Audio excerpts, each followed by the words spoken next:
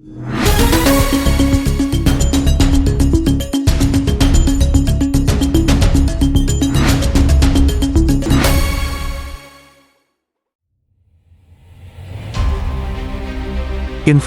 eksklusif di lapangan mengungkap skema pungutan liar, atau istilah pungli, dalam aktivitas ilegal drilling yang melibatkan dugaan oknum aparat dan beberapa pihak. Bukti-bukti yang diperoleh menunjukkan adanya aliran dana haram yang terstruktur, dan menguntungkan sejumlah pihak, termasuk aparatur desa dan oknum militer. Maraknya pengeboran sumur minyak ilegal, atau illegal drilling, dan pengolahan minyak ilegal secara terang-terangan beraktivitas di wilayah Desa Jati Baru, Kecamatan Mandiangin, Kabupaten Sarolangun, Provinsi Jambi, menjadi sorotan dan ada dugaan kuat oknum TNI yang terlibat. Sabtu, tanggal 15 Maret tahun 2025. Padahal jelas, ini merupakan aktivitas terlarang, yang tertuang dalam Undang-Undang Nomor 22 Tahun 2001 tentang minyak dan gas bumi. Hal ini dapat menimbulkan kehilangan pendapatan negara, sekaligus berdampak pada kerusakan lingkungan. Investigasi tim media di lapangan menemukan aktivitas pengolahan minyak ilegal di wilayah tersebut, dilakukan secara terang-terangan, Jumat tanggal 12 Maret tahun 2025 yang lalu. Salah seorang warga ketika diwawancarai mengatakan, memang kalau masyarakat di sini sudah biasa melihat aktivitas pengolahan minyak, kalau di sini biasa kami sebutnya pokpokan, minyak di daerah ini kebanyakan berasal dari daerah Senami dan Bungkuk KM51, lalu disinilah untuk pengumpulan dan nantinya diangkut dengan mobil bertonase lebih besar, untuk menyuplai refinery ilegal yang ada di Sarolangun dan Sumsel.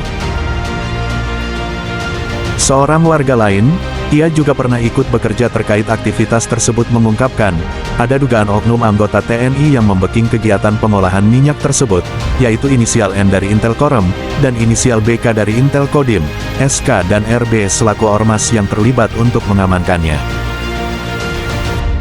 Konspirasi ilegal drilling, dari Kades hingga oknum TNI, dari data yang diperoleh, setidaknya ada lebih dari 11 pengepul besar yang beroperasi di wilayah ini.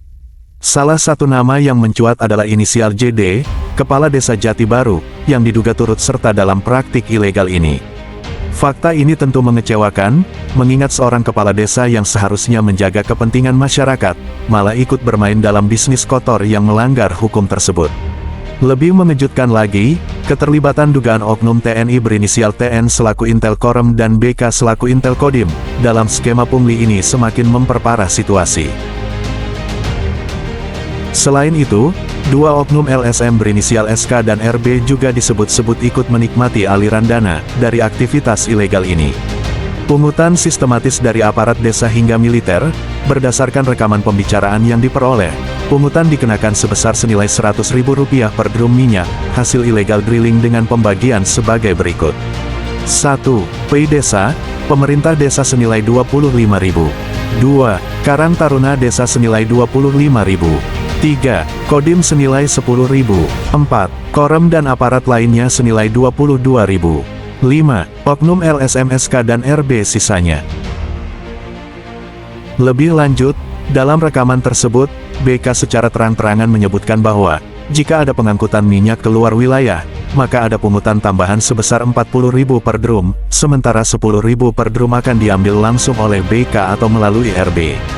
Pelanggaran hukum yang berat ialah ancaman penjara dan denda besar. Aktivitas ilegal drilling ini jelas bertentangan dengan hukum, Undang-Undang Nomor 3 Tahun 2021, tentang pertambangan mineral dan batu bara yang menyebutkan bahwa, Pasal 158, setiap orang yang melakukan penambangan tanpa izin, dapat dipidana penjara paling lama 5 tahun, dan denda paling banyak 100 miliar. Pasal 160, setiap orang yang memiliki izin usaha pertambangan atau IUP, tahap eksplorasi tetapi melakukan kegiatan operasi produksi, dapat dipidana penjara dan dikenai denda sesuai peraturan yang berlaku. Selain itu, praktik pungli ini juga dapat dijerat dengan Undang-Undang Nomor 20 Tahun 2001, tentang pemberantasan tindak pidana korupsi, khususnya Pasal 12 huruf E. Pegawai negeri atau penyelenggara negara yang dengan maksud menguntungkan diri sendiri atau orang lain, secara melawan hukum atau menyalahgunakan kekuasaannya, dapat dipidana dengan pidana penjara seumur hidup atau pidana penjara paling singkat 4 tahun, dan paling lama 20 tahun, serta denda antara 200 juta hingga 1 miliar. Praktik illegal drilling yang melibatkan aparat ini bukan hanya soal pelanggaran hukum, tetapi juga mencederai kepercayaan masyarakat terhadap aparat negara. Kemana peran penegak hukum? Apakah ada upaya serius untuk membongkar jaringan mafia minyak ilegal ini? Skandal ini harus diusut tuntas. Aparat penegak hukum tidak boleh berdiam diri, dan harus segera mengambil langkah tegas untuk menindak semua pihak yang terlibat. Tim Investigasi Marah Tulis News TV, melaporkan dari Provinsi Jambi.